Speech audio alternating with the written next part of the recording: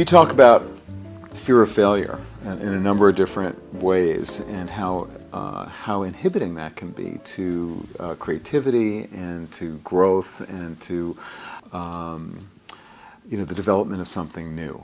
Right. And you've also talked about cycling some. So I want to see if we can address both of those issues maybe at once. Because one of the things that occurred to me as you were telling the story about your crash was, how did you get back on a bicycle after that? So let me start with that.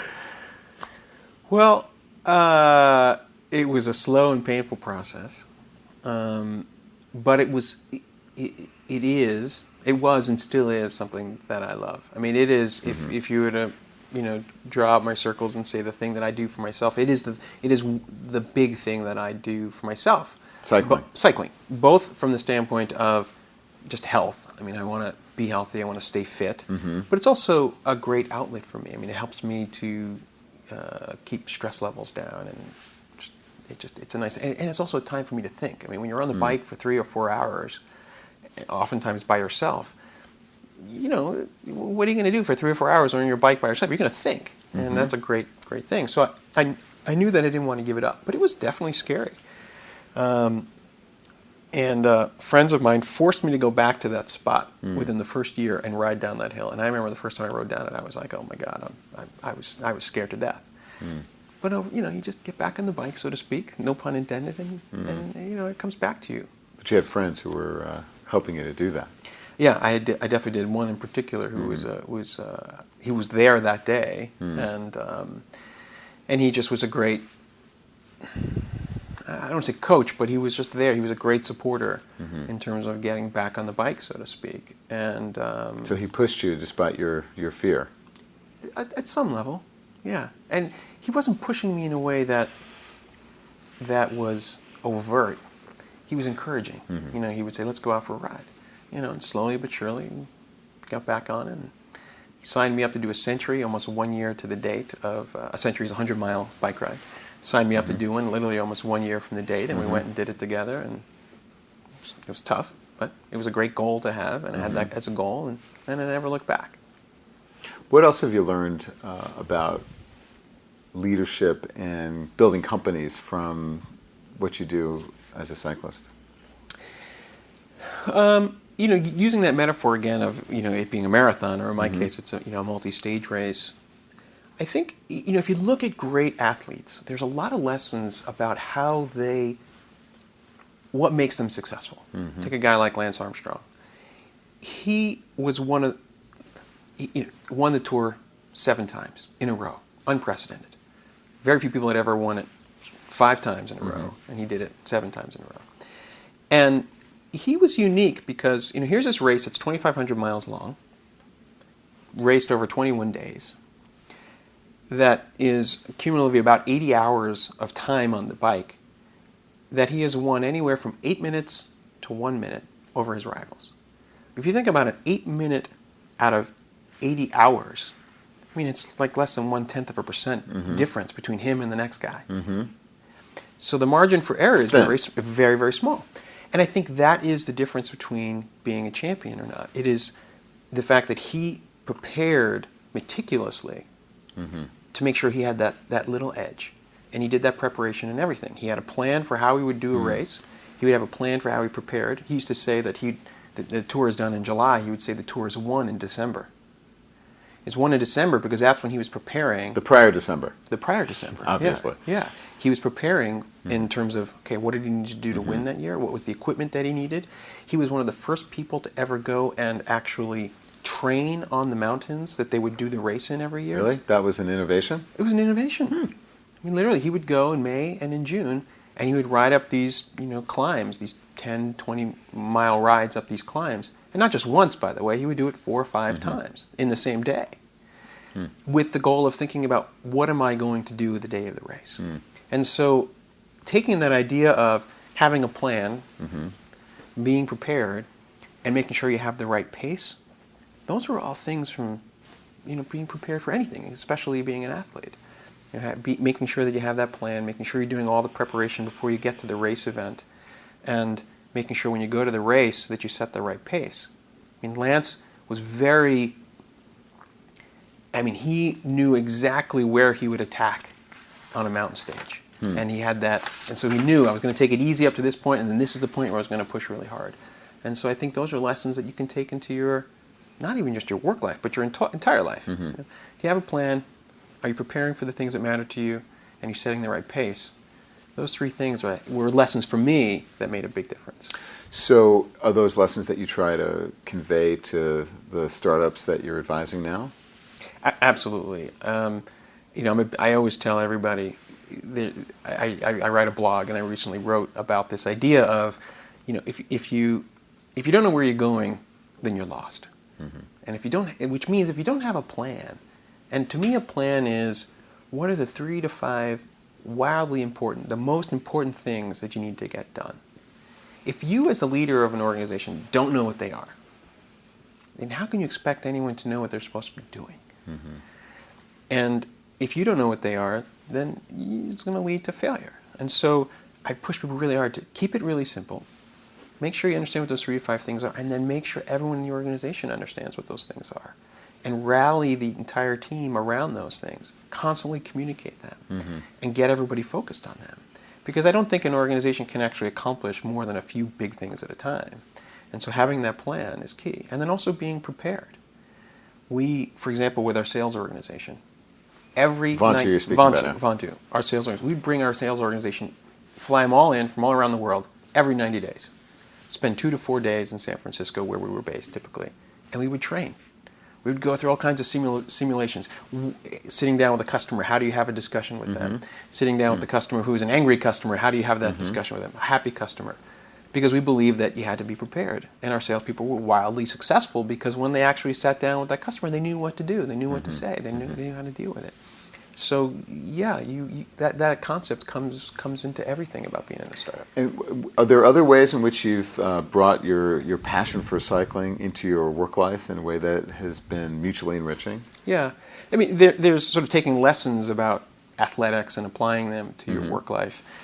But clearly for me, I enjoy cycling. And one of the things that I've tried to do is, and this was a key idea from your book, to be honest, which was this idea of work-life balance is a really bad idea because it implies a concept of you have to give up something to get something. It's a zero-sum game.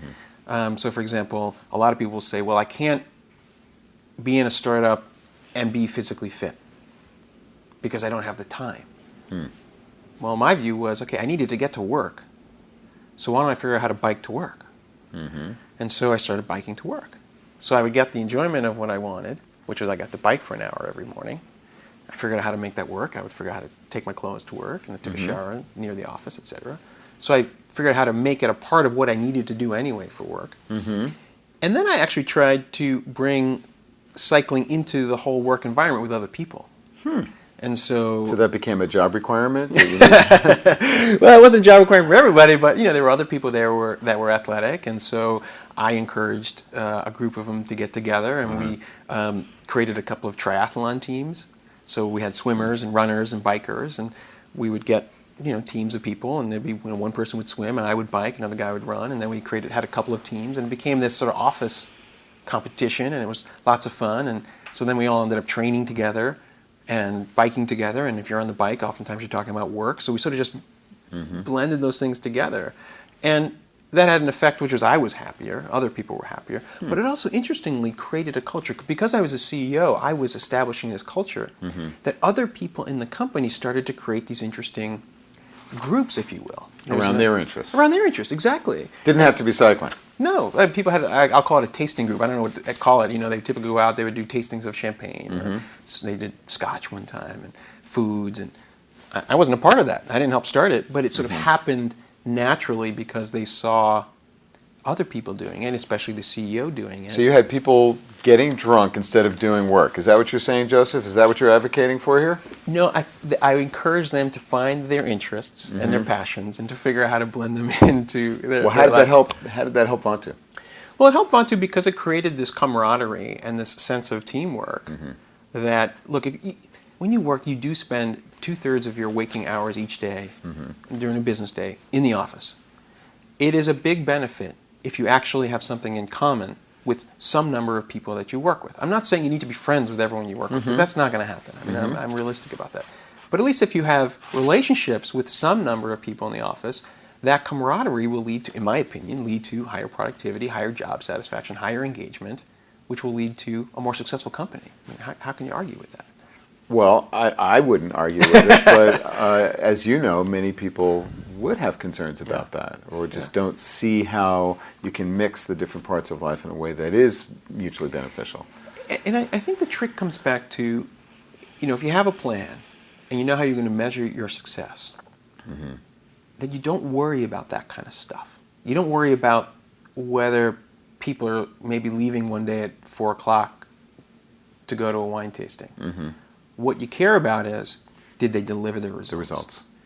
And if you focus on the objectives and you're clear about those objectives, great teams will rally to achieve them. And if they happen to go out once a month and enjoy some time together, great. If they hit the objectives and they're wildly engaged, it's great. And at Vontu, that happened. I mean, we consistently beat our sales numbers. We delivered massive engineering projects on time at high quality. And our voluntary attrition over a 7-year period of time was less than 5% per year. How does that compare to the norms in your industry? To be honest, some large corporations, it's upwards of 15 to 20%. And the other interesting statistic is, after the acquisition by Symantec, typically there's a huge increase in the voluntary attrition. People leave. And in the first 12 months, it was still less than 5%. What's the attribution you make there? Well, part of it was, we were still the same team doing the same job. And so they enjoyed what they were doing. And everybody was really afraid. They said, oh my gosh, this great company, Vontu, that we're a part of, now we're part of this big corporation with 18,000 people, everything's going to change. And we tried really hard to say, look, we've got a job to do. Yes, we're part of a larger company. We're going to get some benefits from part of that. But we tried to keep those cultural things that were important, that made us successful, and continue to do that. Has that been difficult to press, against the larger, cultural imperatives that are naturally going to be different? The nice thing about Symantec is they've acquired, 30 or 40 companies over the last 10 years. So they've learned something about how to They're learning. ingest. They're learning. Okay, got it. And they're honest about that. And they were honest, and we had a lot of discussions up front about how do we make this thing successful. And we always came back again to the objectives. We said, what do you want to see from Vontu 12 months after the acquisition? And we all agreed on what those were. And so when we started to bump into those things where they were telling us we couldn't do something a certain way, we came back and said, do you want us to deliver this result? If you want us to deliver this result, here's how we need to do it. So it comes down again to clarifying what's really important. Absolutely. And getting buy-in to that. Absolutely. One of the things that I wanted to go back to when you gave that brief recap of your post-Wharton career, you mentioned Newton, which you said sort of offhandedly was a great failure. Without digging into the details, the business details of the failure of Newton, which was an early Apple product. What can you say about what you learned from that experience? Yeah. I mean, the quick sort of summary of what Newton was for folks who don't know, it was one of the first, if not the very first, handheld device called a personal digital assistant. We came up with that name, and it's a name that people use today. And the idea was you carry this electronic device around with you, and it had a touch screen. It didn't have a keyboard, and you could write on it, and you could keep your contacts and your calendar. I remember you demonstrating it to me. You had it at some dean's advisory group meeting as you were graduating. You had a prototype of it. And I remember you had like a stencil thing where that's how you wrote. Correct. Using a stylus. A stylus, right? Exactly. Stencil. Yeah. So that was the device. Sorry to interrupt. That was just the device. Recalling that conversation. Huge press. I mean, it was like it was as if we were reintroducing for the first time a personal computer. I mean, it was tons of coverage. I mean, the hype around it was incredible. And what was your role in that product? I was a product manager. When I first started on a couple of the hardware accessories, and then I was in charge of the second version of the operating system, so all of the software that sort of made the smarts. And so the first version had a lot of problems, and then I sort of took over and I had to really work on that. And there was a team of 50 or 60 developers I worked with and a couple other folks on the team. And, failure is, I actually, when I recruit people, I actually try to find people that have had failure in their career. Because I find that people who have failed are much more reflective, and they learn a lot more about what works and doesn't work than people who are always successful. But I think sometimes in success we tend to celebrate. We never look back and see the things we did wrong because we were successful. And there's always things you do wrong, and there's always things you can learn. But in failure, it really forces you to analyze what worked and what didn't work. And that was probably one of the biggest things that I took away from that, which is we actually didn't fail enough early. Meaning that we were always sort of hobbling along, and we were just always on the cusp of making it work. Where if we had actually had an even more dramatic failure, and like the sales had not happened at all, it maybe would have forced us to make a lot of decisions that we didn't make. That's like the bike crash. Yeah. I'm drawing an analogy. Maybe you wouldn't, but I'm just speculating here. Do you need to have the pain threshold, surpassed in order to sort of force you into that reflective mode of really learning about adjustments that need to get made, or is there a way to avoid that pain and still have the value of the learning, the new knowledge? I think that is a level of maturity that comes with experience, and unfortunately, sometimes the way people learn is through really hard lessons, and failure is one of those lessons. When you fail, it really forces you. You can't hide. Do you know what I mean? And I think that having that emotional maturity to look at the things that don't work, that aren't working, and to try new things, and to sometimes be radical about it. It's hard to do when things are kind of working, right? Because you can rationalize away why you shouldn't try to do anything that different or differently. And I do think that that's a really important skill and lesson about, sometimes you need to do something pretty radical. I'll give an example in the business world. I wrote about this as well recently. I don't know if you're familiar with any of the video games. There's this new thing from Nintendo called the Wii. I'm aware of it. Wildly successful. It's now the top selling video game console on the market. I will be honest. When I first heard about it, and I heard about this device that was going to have this controller that you hold in your hand, and it was going to have these cartoony little characters that to play tennis, you take this thing and you swing it like a tennis racket. I thought, this is going to be the goofiest thing I've ever seen, and it's going to be an abysmal failure. Because at the time, if you were in the video game market, the trends were all around faster graphics processors, and how do you make games more realistic in terms of the video, and how do you just make them faster and more memory. But these guys, because that was sort of the market at the time. Right. And they were sort of, moving along, growing somewhat, but they said, let's do something very different. Why? Because they were losing. Both Sony and now Microsoft had surpassed them. And because they were failing so much, they instead... They were forced to try something different. Exactly. They could have tried to follow. They would have been third place, a far distant third place. But because they had failed, they were forced to try something completely different.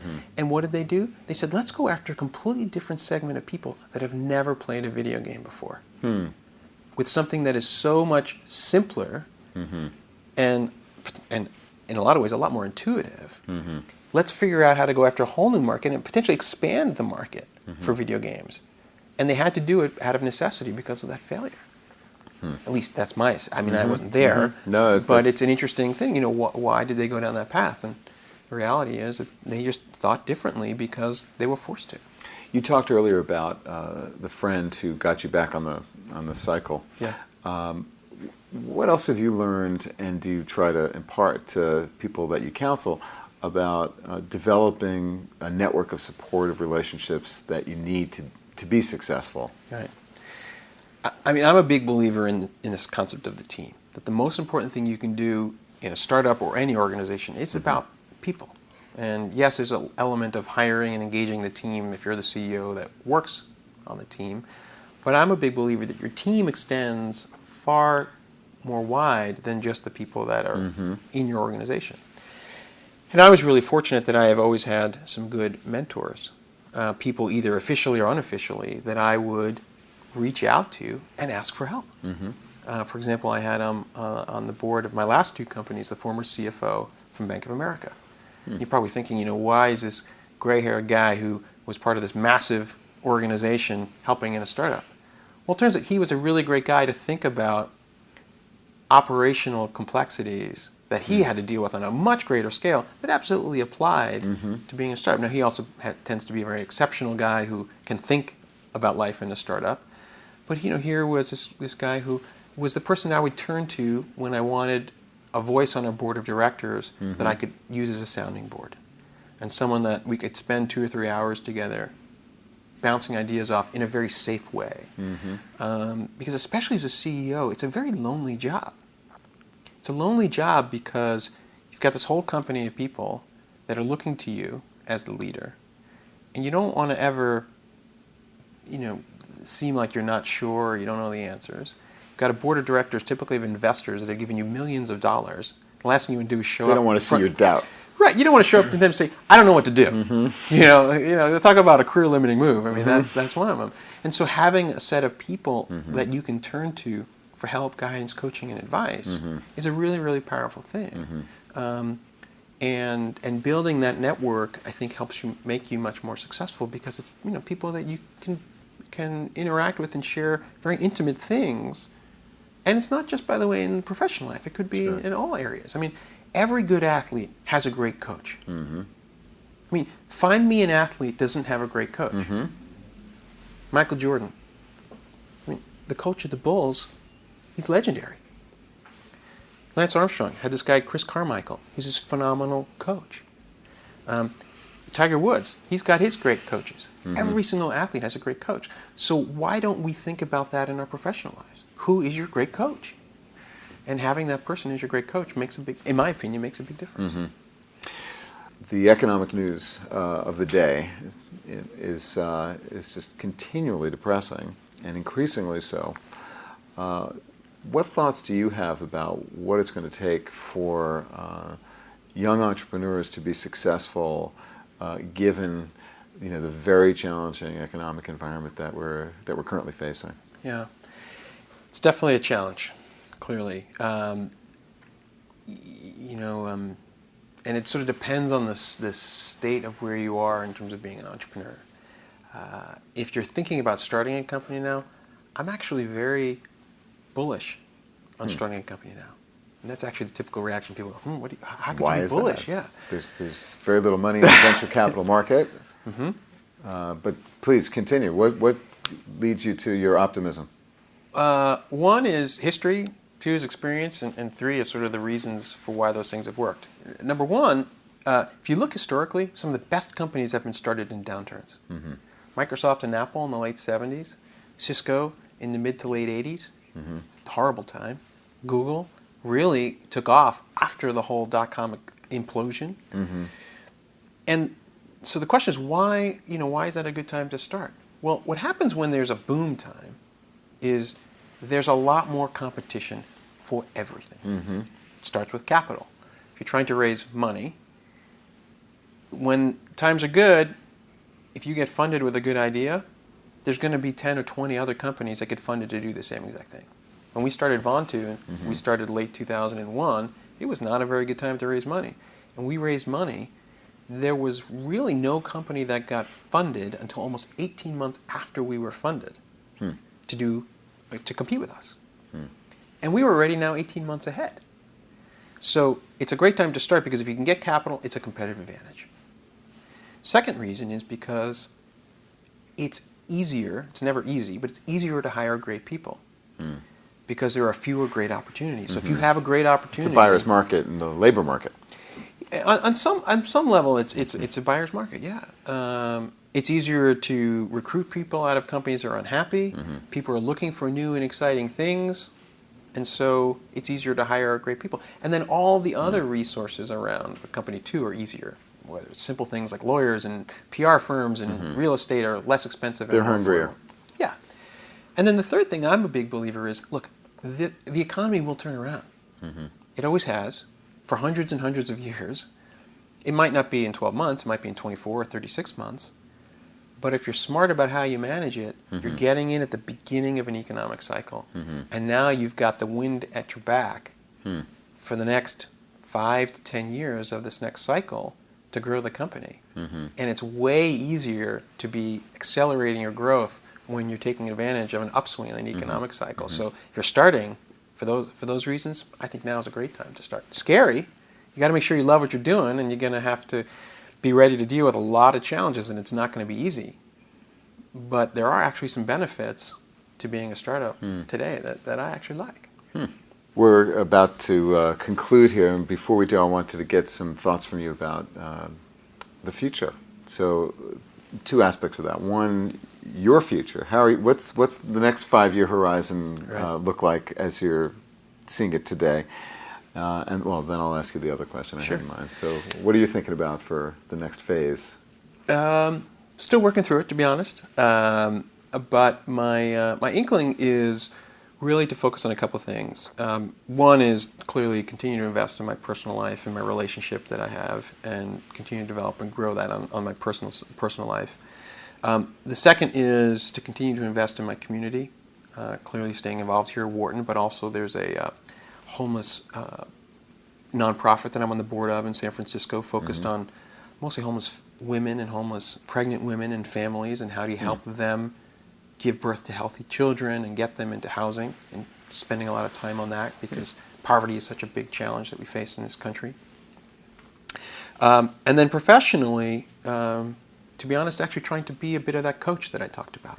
Having been through 3 startups myself, having seen a lot of the challenges that occur, working with some of the venture capital community to find 3 or 4 companies that has maybe a first time or a young entrepreneur who's sort of never been through that cycle, to help to be that coach and to be an active person to help them roll up my sleeves a little bit and help them through that, which I think will be fulfilling for me and hopefully something that they would appreciate and value as well. Well, so some of our viewers are going to be people just like that. What would you say to someone who's thinking about starting something new, as like the most important? If you could distill it to one most essential idea or principle, whether they're young or old, starting something new. What do you think is the most important thing that people need to have in mind? To be successful? I'm a big believer in 3s, so I'll do 3 things that are important. First is absolutely this concept, as we talked about before, of this.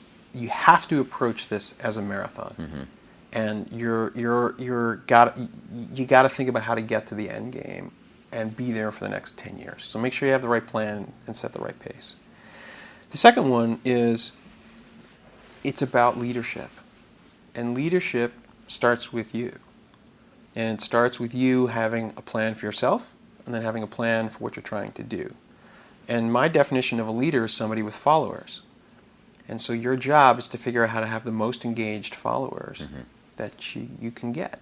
And that engagement means thinking about the other things that are important to them. And then the third thing I would add is make sure you love what you're doing. Because it's that passion. If you're doing a startup, when the times get tough, and they always do, if you love it, it's going to get you through that process. So finding that thing that you love to do, and all the things you love to do, and figuring out how to optimize them in your work life and in your personal life and in your community, finding that passion, that love is going to get you through all the really tough things that are going to happen in starting a company. I get asked a lot the question, particularly from young people, well, what if I don't know what I love? What would you say in response to that question? Don't stop looking for it. You'll know when you find it. And you're not going to find it. I mean, I remember actually when I was interviewing when I was an undergrad, a large corporation, I'm down in whatever the campus recruiting offices are, and the interviewer asked me a question. He said, "Where do you want to be in 10 years?" And I was 22 years old. I was just worried about where I was going to be that night for dinner. I mean, and who I was going to meet for drinks, right? And I said something back to the person, which in a lot of ways was my response back was, I said, did you think 10 years ago you'd be sitting here asking me that question? And in a lot of ways, there's some truth to that, which is it's really hard to know the specifics of where you're going to be 10 years from now. But I think the important thing is to sit down and say, what are the things that matter to me? The big things. What are the 3 or 4 or 5 things that are most important to me? And that'll help you find the things that you love. And you're probably not going to find it right away. But you have to keep searching, and you shouldn't settle. Don't settle. That's probably the other key thing is it's really easy to settle and just say, well, I don't love what I do and I'm stuck. You're never stuck. So just keep looking for it. Don't settle. Try new things and experiment. And eventually you'll find it. On that note, I'm going to draw us to a close and thank you again, Joseph, for joining me and our viewers this afternoon. It's been great speaking with you and catching up with you. Really appreciate you taking the time. And thank you all for listening.